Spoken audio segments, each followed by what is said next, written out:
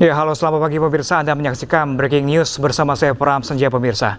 Pemirsa, hari ini polisi menangkap Fauziah Tiasuma atau Dr. Tifa dan Roy Suryo. Keduanya langsung dibawa ke Polda Metro Jaya.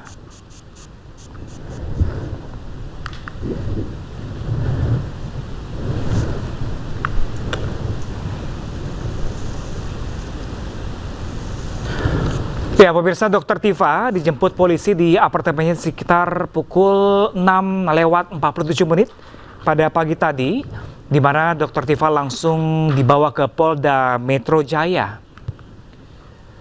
Kuasa hukum Dr. Tifa menyayangkan penangkapan ini lantaran kliennya selama ini kooperatif dan selalu hadir dalam undangan pemeriksaan.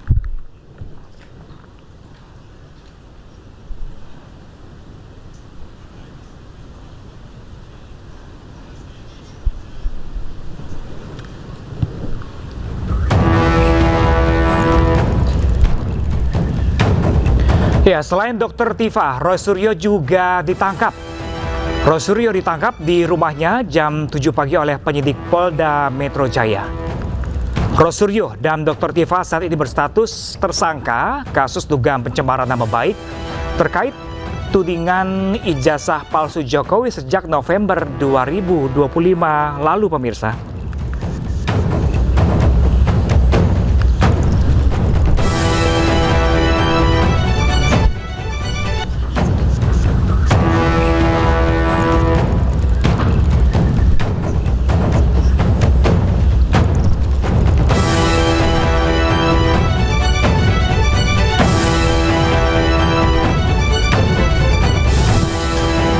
Ya, pemirsa, hari ini pemirsa, Jumat 19 Juni, sekitar pukul 7 pagi pemirsa, Roy Suryo dan juga Dr. Tifa ditangkap oleh Polda Metro Jaya.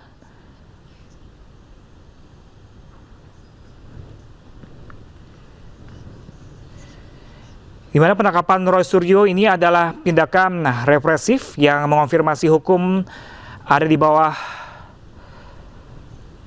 sedang mengusut kasus dugaan ijazah palsu Jokowi.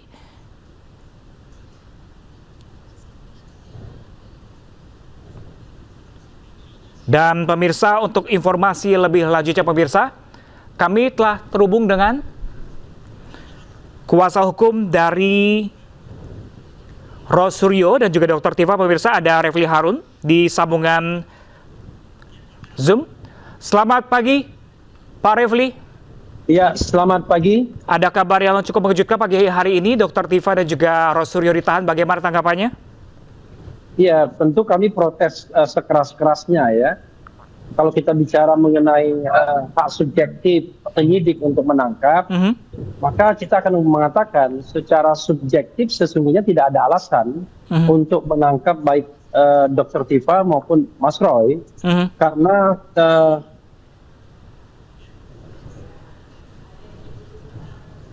ya, pemirsa, komunikasi kami bersama Refli Harun selaku kuasa hukum Roy Suryo dan Dr. Tifa terputus pemirsa. Kami masih berusaha untuk menghubungi. Iya, Mas Refli masih terhubung bersama kami?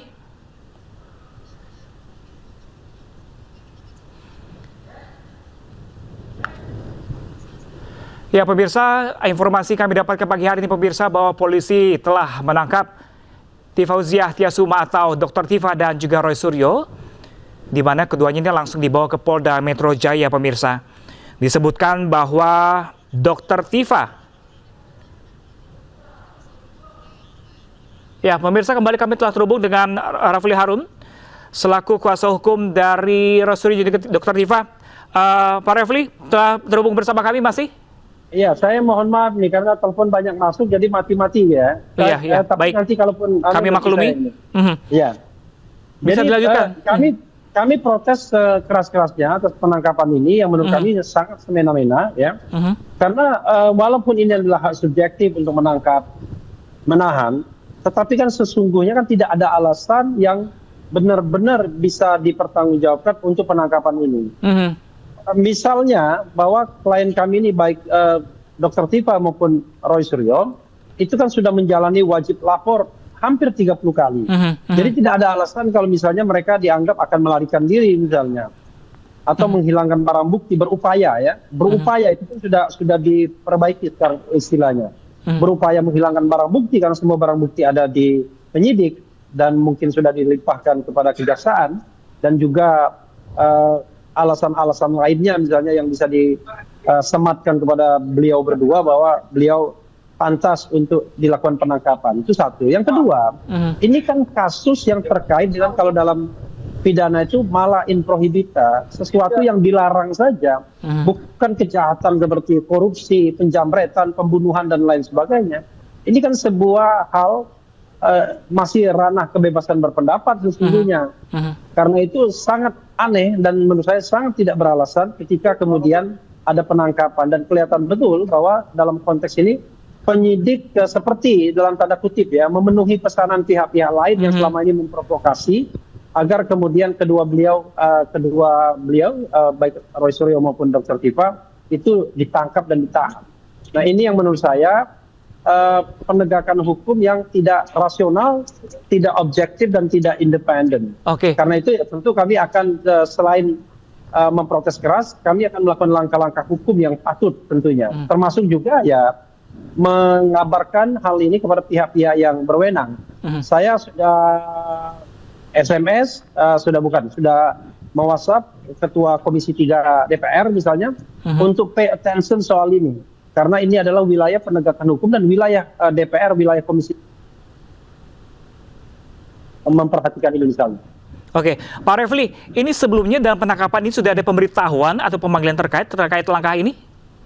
Justru itu, tidak ada pemberitahuan sebelumnya. Karena begini, kalau kita bicara tentang penyerahan tersangka, ya, sekaligus penyerahan berkas tahap 2 pada Senin nanti, saya kira kita akan kooperatif kalau seandainya nanti memang akan dipanggil pihak kejaksaan untuk penyerahan. Kita sudah berencana bahwa kalau seandainya nanti ada undangan untuk penyerahan tersebut, kita akan datang. Dan tidak ada alasan untuk menangkap begitu. Apalagi ini kan soal penyerahan. Bayangkan ini Jumat, Sabtu, Minggu. Ini kan kelihatan betul memenuhi aspirasi pihak-pihak lain agar kemudian terjadi penangkapan dan kemudian nanti berharap bahwa akan ada penangkapan pula ada penahanan pula di kejaksaan. Padahal saya katakan tidak ada hal-hal yang objektif dan subjektif untuk melakukan penangkapan dan penahanan. Itu. Apalagi sebentar lagi diserahkan ini ke kejaksaan, baik berkas barang bukti maupun tersangkanya begitu. Pak Refli, kalau misalnya ini menyebut kliennya kan kooperatif dan selama ini juga menjalani wajib lapor, ini kalau menurut Anda sendiri penangkapan ini tetap dilakukan, ini kenapa? Ya tadi saya katakan, jadi tidak lagi melakukan penegakan hukum, tetapi memenuhi pesanan pihak-pihak lain. Ini kita duga begitu, karena itu kita protes keras. Sekarang saya tanyakan, kenapa seseorang harus ditangkap dan ditahan misalnya? Kalau misalnya apa yang dilakukan itu adalah tindak pidana yang malah in prohibita, bukan sesuatu yang dari sononya kejahatan seperti katakanlah korupsi, pembunuhan, jambret dan lain sebagainya. Tapi ini adalah sebuah di gray area soal kebebasan menyatakan pendapat baik secara lisan dan tulisan. Nah karena itu kalau misalnya memang mau disidangkan, walaupun kami mengatakan sudah tidak layak lagi kasus ini disidangkan, maka ya silakan digelar persidangan tanpa perlu harus menangkap dan menahan para tersangka. Not necessary, gitu loh. Tidak ada urgensinya untuk menahan dan menangkap kecuali tadi memenuhi pesanan pihak-pihak lain yang anasir-anasir yang selama ini memprovokasi agar ditangkap dan ditahan. Masa penegakan hukum seperti itu? Begitu. Pak Refli, ini kalau dari sejak penangkapan pagi hari ini tadi ini, apakah sudah ada pihak penjelasan dari pihak kepolisian terkait dasar hukum penangkapan ini? Ya, penjelasannya itu tentu penjelasan yang sifatnya informal. Karena saya sudah bertemu baik Dr. Tifa maupun Mas Roy, ya, masih di dalam di ruangan, dan Dr. Tifa sekarang masih menjalani ujian seminar hasil untuk disertasinya. Coba bayangkan, pagi sudah siap-siap mau pergi untuk ujian, tiba-tiba ditangkap. Ya untungnya di sini disediakan fasilitas ujian. Tapi kalau mentalnya tidak kuat, bayangkan orang bisa down kan, ditangkap dan kemudian menjalani ujian seminar hasil, dan ini disertasi doktor, disertasi kedokteran, bukan disertasi yang katakanlah ilmu sosial, kan agak beda. Saya juga dokter tapi di bidang ilmu sosial. Tapi ini kan disertasi yang sangat teknikal sifatnya, yang membutuhkan infrastruktur ketika harus mempresentasikannya dan lain sebagainya. Oke. Nah, jadi sama sekali tidak ada pemberitahuan, sama sekali tidak ada tanda-tanda dan lain sebagainya. Tiba-tiba mereka menjemput baik ke rumah Mas Roy maupun Dr. Tifa begitu. Baik, Pak Refli, ini terkait tadi Anda bilang sedang akan melakukan sidang di sana perurusan pribadi dari Rosuryo. Kalau Anda lihat kondisi Rosuryo dengan Dr. Tifa saat dibawa oleh Polda Metro Jaya seperti apa sejauh ini? Ya, agak berbeda. Dr. Tifa ketika dibawa, dia dalam keadaan yang siap untuk pergi menjalani ujian, sehingga dalam kondisi yang siap sudah mau pergi. Jadi ketika mau pergi, yang saya tahu bahwa tiba-tiba kemudian datang penyidik ya, dan kemudian mau menangkap. Kalau Roy Suryo malah kondisinya agak lebih tidak beruntung, karena dia belum sempat apa-apa, untungnya masih sholat subuh gitu, kemudian belum berpakaian secara layak, dan bahkan tadi dikatakan diancam untuk diborgol kalau seandainya tidak kooperatif dan lain sebagainya, padahal yang dilakukan hanyalah ingin berbaju secara layak, ya, mandi pun belum kalau tidak salah tadi, kemudian bersepatu tidak bersendal. Jadi kondisinya sekarang ya Mas Roy ya seperti biasa bersepatu, kemudian celana bahan, kemudian baju kemeja tangan pendek dan tidak pakai jaket, dan kelihatannya juga tidak pakai baju dalaman begitu. Dr. Tifa dalam kondisi yang baik karena dia siap untuk ujian seminar hasil begitu.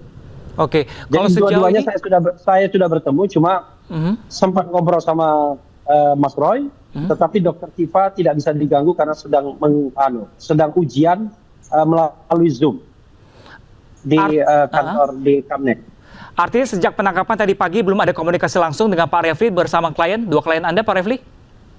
Sudah kan tadi. Saya kan sudah masuk ke ruangan, sudah menemui Mas Roy dan sudah berbincang dengan Mas Roy. Informasi yang saya sampaikan itu sebagian berasal dari Mas Roy. Kemudian kalau Dr. Tifa itu tidak bisa diganggu, tetapi saya sudah menemuinya dalam pengertian secara fisik, saya sudah melihat, dia juga melihat saya, tetapi dia sama sekali tidak bisa diganggu karena sedang ujian Zoom, sedang ujian seminar hasil. Baik, kalau sebelum penangkapan tadi pagi dan kemarin, atau mungkin ada pembicaraan dengan Roy Suryo dan juga Dr. Tifa, ada tanda-tanda penangkapan ini atau tidak, Pak Refli? Enggak, sama sekali tidak ada. Saya sama Mas Roy itu baru berpisah kira-kira pukul 12:30 dini hari tadi, karena kita ada acara di Bandung bersama-sama. Jadi kebetulan kita satu mobil, dan kemudian baru berpisah pukul 12:30 dini hari. Ya pukul 1 mungkin ya, antara 12:30 pukul 1 dini hari di daerah Kuningan. Saya duluan pulang ya, pulang ke rumah, dan kemudian Mas Roy setelah itu. Jadi sama sekali kita tidak bicara tanda-tanda, bahkan kita meyakini bahwa kasus ini sudah tidak layak lagi ditindaklanjuti karena sudah melampaui waktu yang banyak, sudah melanggar hukum acara baik KUHP lama maupun KUHP baru. Tapi ketika ada penangkapan dan penahanan seperti ini, rupanya walaupun sudah terlanggar semua aturan-aturan hukum yang ada, kelihatannya ada pemaksaan agar kasus ini dilanjutkan begitu. Oke, pagi ini Roy Suryo dan Dr. Tifa ditahan di sana. Ini di dalam penahanan ini apakah ada pemeriksaan lanjutan di sana, Pak Refli? Atau hanya penahanan saja? Belum tahu saya. Yang jelas masih di ruangan Kamnek ya, ruangan pemeriksaan selama ini. Dr. Tifa masih ujian dan Mas Roy menunggu duduk begitu saja. Dan saya tadi juga sempat menemani, tetapi saya keluar karena saya membutuhkan komunikasi ke pihak lain. Kalau di dalam kan kita tidak bisa komunikasi. Oke, kalau terkait status hukum dari Roy Suryo dan juga Dr. Tifa ini juga kasus sudah berlarut-larut lamanya. Saat ini posisi hukum Roy Suryo dan Dr. Tifa seperti apa, Pak Refli?